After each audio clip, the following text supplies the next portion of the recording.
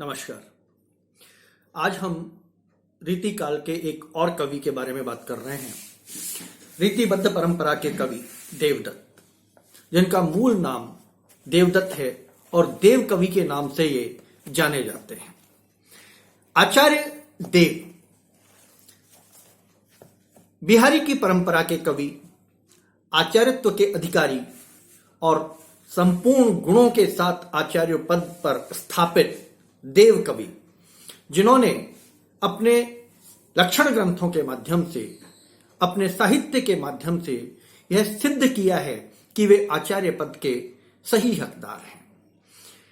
देवदत्त ने चूंकि पूरा उनका काल जो है वो राज्याश्रम में व्यतीत हुआ, इसलिए उनको बहुत लिखना पड़ा। जहां जहां जिस जिस राजा के वो आश्रय में रहे, उस राजा की इच्छाओं के आधार पर और उनके चरित्र के आधार पर उन्होंने काव्य सृजन किया, साहित्य सृजन किया, लक्षण ग्रंथ लिखे। तो कवि देव जो है वो अपने साहित्य के लिए जाने पहचाने जाते हैं। प्रचुर मात्रा में उनका साहित्य है, बहुत अच्छी मात्रा में उनका साहित्य है और कुछ विद्वान उनका जो साहित्य संसार है उसको मानते हैं कि बहुत लंबी बड़ी संख्या में उन्होंने साहित्य रचे हैं। आचार्य रामचंद्र शुक्ल का मानना है कि देव कवि के 25 ग्रंथ हैं, लेकिन प्राप्त केवल 13 ग्रंथ हैं। उन 13 ग्रंथों में लक्षणों का जो प्रभाव है, साहित्य शास्त्र का जो प्रभाव है, वो बहुत अनुपम है, देखने को मिलता है। तो जैसे मैं आपको उनके 13 उपलब्ध ग्रंथों के बारे में के परिचय बता दूं, उनका नाम बता दूं। भाव विलास, अष्टयाम, कुशल विलास, जाति विलास, रस विलास, प्रेम चंद्रिका, रसानंद लहरी, देवशतक, शब्द रसायन, सुख सागर तरंग, राग रत्नाकर, भवानी विलास और देव माया प्रपंच नाटक। ये इनके वे 13 उपलब्ध ग्रंथ हैं जिनके आधार पर देव को आचार्यत्व प्राप्त हुआ है। देव ने आचार्य के रूप में जो अपना साहित्य लिखा या आचार्यत्व का पद जिन ग्रंथों के आधार पर मिला, वे प्रमुख रूप से हैं भाव विलास, शब्द रसायन, भवानी विलास, रस विलास, सुख सागर तरंग और कुशल विलास। इन ग्रंथों के आधार पर देव कवि को आचार्य देव कवि कहा जाता है, जिन्होंने अपने साहित्य शास्त्रीय विवेचन के आधार पर ग्रंथों की विवेचना की और निर्विवाद रूप से आचार्य के रूप में स्थापित हुए। तो देव कवि जो मूल रूप से श्रृंगार के कवि हैं, रीतिबद्ध परंपरा के कवि हैं, लेकिन आचार्यत्व की दृष्टि से केशव की परंपरा के कवि हैं, काव्यत्व की दृष्टि से बिहारी की परंपरा के कवि हैं। इन्होंने दोनों भावों को, दोनों कवियों की परंपराओं का निर्वाह किया है। श्रृंगार की जब बात करते हैं तो बिहारी के बहुत नजदीक नजर आते हैं, और जब आचार्यत्व की बात करते हैं तो केशव के बहुत नजदीक नजर आते हैं। यह देव की विशेषता है। रस के बारे में जो देव का विचार है, हम उसके बारे में बात कर रहे हैं कि देव जो हैं वो रसवाद के कवि थे, रसवाद को महत्व देते थे। उनका यह मानना था कि खाली अलंकारों से काव्य सृजन नहीं हो सकता जब तक कि उसमें रस का भाव निहित नहीं हो, और काव्य का मतलब ही रस होता है। जिस काव्य में रस ना हो उस काव्य को काव्य कैसे कहा जा सकता है? तो देव कवि इसको कहते हैं कि रस का भाव होना अति आवश्यक है, इसलिए रसवादी कवि भी देव कवि को कहा जाता है। वे रस के बारे में कहते हैं कि जो विभाव अनुभाव अरु व्यभिचारुन करी होई, चित्त की पूर्ण वासना सुकवि कहत रस सोई। जो अनुभाव विभाव के साथ चित्त की वासना को पूर्ण करता है रस की उत्पत्ति के माध्यम से, सही माने में वही कवि होता है। अर्थात रस की निष्पत्ति का भाव जहां काव्य में उत्पन्न होता है वह रस होता है, और सही माने में वह काव्य होता है। रस के स्वरूप पर प्रकाश डालते हुए कवि देव कहते हैं कि रस जो है वो ब्रह्मानंद का सहोदर है। अर्थात आनंद की प्राप्ति जहां होती है 9 रसों में किसी भी रस के भाव में, वह ब्रह्मानंद की स्थिति में जाता है, वह रस होता है, और उस रस से युक्त काव्य ही काव्य होता है। वे कहते हैं कि हरिजस रस की रसिकता, हरिजस रस की रसिकता सकल रसायन सार, जहां न करत कदर्थ ना, यह अनर्थ संसार। कि पूरा संसार जो है वो रस में ही लिपटा हुआ है, रस के बिना आप उसकी कल्पना नहीं कर सकते हो। अर्थात रस के बिना हम काव्य को काव्य नहीं मान सकते। उन्होंने रस के दो प्रमुख भेद किए हैं, माने हैं, लौकिक और अलौकिक। ये दो ही रस के मूल भाव हैं जो लौकिक से अलौकिक की ओर ले जाते हैं। जहां हम बात करते हैं प्रेम श्रृंगार की और श्रृंगार में विप्लम्ब श्रृंगार की, तो जहां विरही या विरहिणी अपने प्रिय अथवा प्रेयसी की भाव में डूब जाते हैं और वह भाव घनानंद का सुजान से लेकर कृष्ण तक होता है, मीरा का कृष्ण तक होता है, रहीम रसखान का कृष्ण तक चला जाता है, यह भाव लौकिक से अलौकिक तक का भाव होता है। तात्पर्य कहने का, मैं उन भक्तिकालीन कवियों को रीतिकाल में नहीं लेके आना चाह रहा हूं, लेकिन उन्होंने जो रस को महसूस किया और रस का प्रतिपादन किया, वो अलौकिक रस का प्रतिपादन किया। कवि देव उसी बात को कहते हैं कि जब लौकिक से अलौकिक की ओर हमारा मन, हमारा भाव चला जाता है, तो वहां रस की उत्पत्ति होती है और वह रस का दूसरा भाव होता है। उनका मानना है कि रस विशेष रूप से 33 तरह के होते हैं। देव ने 33 रसों की कल्पना की, लेकिन उन्होंने अपने जो ग्रंथ है, दूसरा जो ग्रंथ है, उसमें उन्होंने 70 तरह के रसों का उल्लेख किया है। 33 रस जो कवि देव ने माने हैं, उनका मानना है कि जो शारीरिक एक तन संचारी रस होता है, भाव होता है, और दूसरा होता है अंतर्मन का, मन संचारी भाव, आत्मा और परमात्मा का। एक तन को सुख देने वाला, एक मन को सुख देने वाला। कवि देव ने इन दोनों की चर्चा की है। सात्विक भावों और तन संचारी भावों का समाविष्ट देव के काव्य में देखने को मिलता है। ये एक अलग तरह का काव्य, जहां जो है लौकिक से अलौकिक की ओर कवि मन को लेकर जाता है, श्रोता को लेकर जाता है, पाठक को लेकर जाता है। वे रस विलास ग्रंथ में नायिका भेद बताते हुए उन्होंने कहा है कि नायिका को यौवन, रूप, गुण, शील, प्रेम, वैभव और कुल अलंकारों से अलंकृत होना चाहिए, तब नायिका का सही रूप में चित्रण होता है। वे कहते हैं, पहले यौवन, रूप, गुण, शील, प्रेम पहचान, कुल वैभव भूषण बहुर, आठों अंग बखान। कि पूर्ण रूप से नायिका जब इन समस्त गुणों के साथ अपने रूप और यौवन के साथ प्रदर्शित होती है, वह सही मायने में सच्ची नायिका होती है। तो कई नायिका, परकीय नायिका के भाव को इन्होंने अपने सिद्धांत जो लक्षण ग्रंथ हैं, सिद्धांत ग्रंथ हैं, उनमें बहुत अच्छे तरीके से स्पष्ट किया है। अलंकार योजना की बात जब देव की करते हैं, जब देव अलंकार योजना पर विचार विमर्श करते हैं, बात करते हैं, लिखते हैं, तो देव भाव विलास और शब्द रसायन नामक ग्रंथों में अलंकार को विवेचित करते हैं। ये दोनों ग्रंथ जो उनके हैं, भाव विलास और शब्द रसायन, ये अलंकारों पर आधारित हैं। और उसी पर ये भाव विलास में देव ने अलंकारों को स्पष्ट करते हुए कहा है कि अलंकार मुख्य 39 हैं देव कहे, बेई पुराणनी मुनि मतिन में पाइए।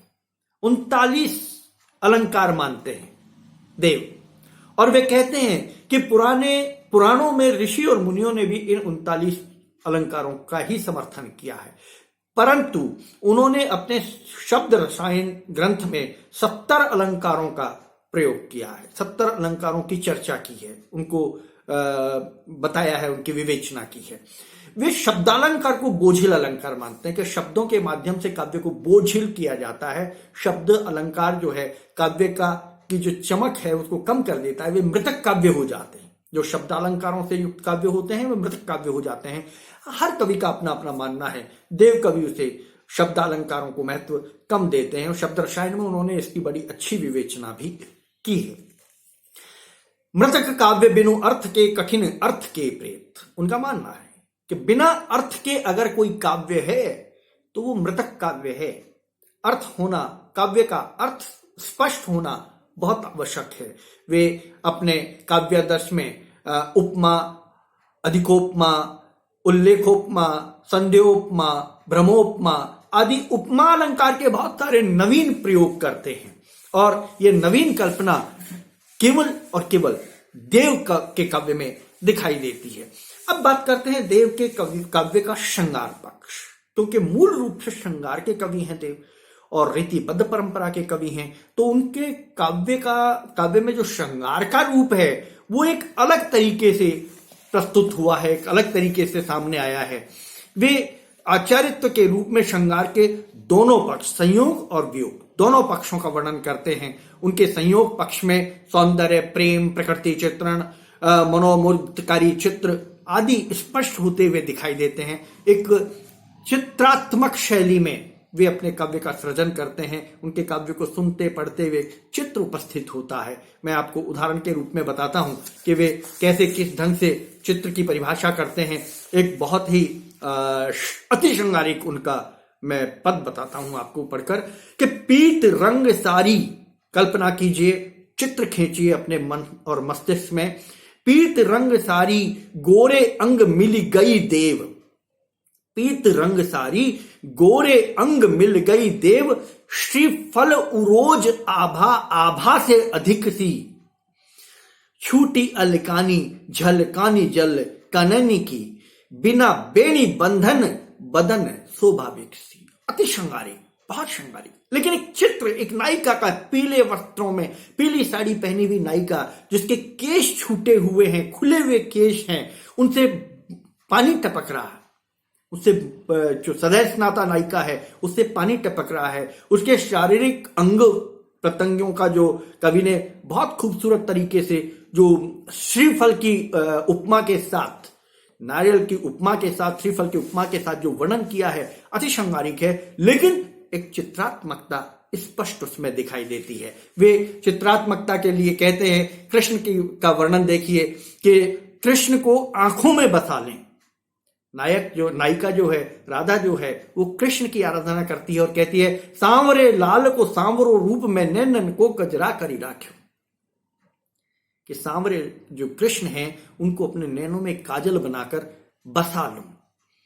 तो ये श्रृंगार देखा जाता है। राधा और कृष्ण एक दूसरे के प्रेम में डूबकर जब श्रृंगारी की स्थिति में पहुंचते हैं तो राधा कृष्णमय हो जाती है और कृष्ण राधामय हो जाते हैं। बिहारी ने लिखा है, राधा हरि हरि राधिका बनी आए संकेत, दंपति रति विपरीत सुख सहज सुरत हूं लेत। तो वहां राधा और कृष्ण दोनों एक दूसरे के रूप में परिवर्तित होते आते हैं। श्रृंगार का श्लिष्ट वर्णन यहां दिखाई देता है। ऐसे ही देव कवि भी राधा और कृष्ण जब एक दूसरे में आरोपित होते हैं तो कहते हैं कि दुल्हन को रूप गुण दो बरनत फिरे। दोनों एक दूसरे के रूप और गुण का वर्णन करते फिर रहे हैं। और पल न थिरात रीति नेह की नई नई, मोही मोही मोहन को मन भयो राधिकामय, राधा मन मोही मोही मोहनी मई भई। राधा मोहन में और मोहन राधा में, राधा मोहनमयी हो गई और मोहन राधामयी हो गए। ये जो स्थिति होती है जहां आत्मा और परमात्मा एक हो जाते हैं।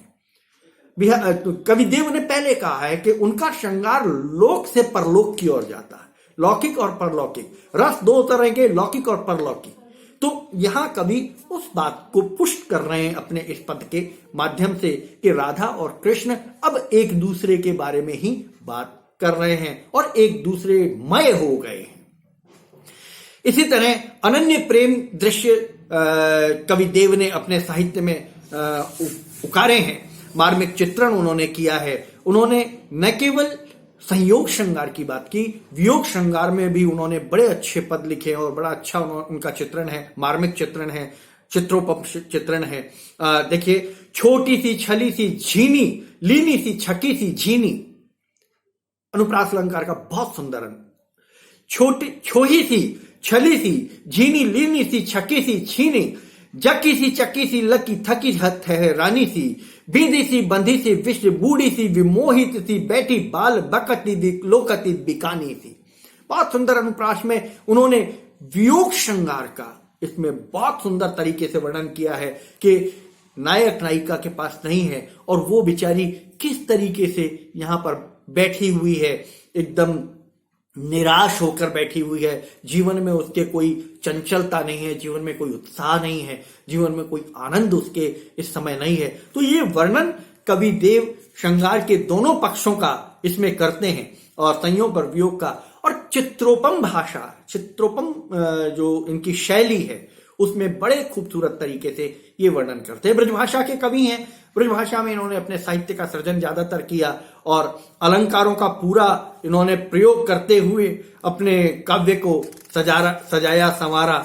अलंकारवादी कवि थे, लेकिन अर्थालंकार को इन्होंने ज्यादा महत्व दिया। शब्दालंकार इनके काव्य में एक बोझ की तरह इन्होंने अपने काव्य में लिखा भी है कि शब्दालंकार एक बोझ है, एक मृत काव्य के रूप में उससे युक्त काव्य माना जाता है। तो इस तरह से देव कवि पर आप यह प्रश्न तैयार कर सकते हैं। देव कवि पर जो प्रश्न आते हैं विशेष रूप से वो इसी तरह के प्रश्न आते हैं, जैसे कि देव कवि के आचार्यत्व को प्रतिपादित कीजिए, कवि देव जो हैं वो उनकी काव्यगत विशेषताएं बताइए, कवि देव जो हैं उनके काव्य में विशेष रूप से जो रस का भाव है उसको बताइए, उनके रसवाद को प्रतिपादित कीजिए।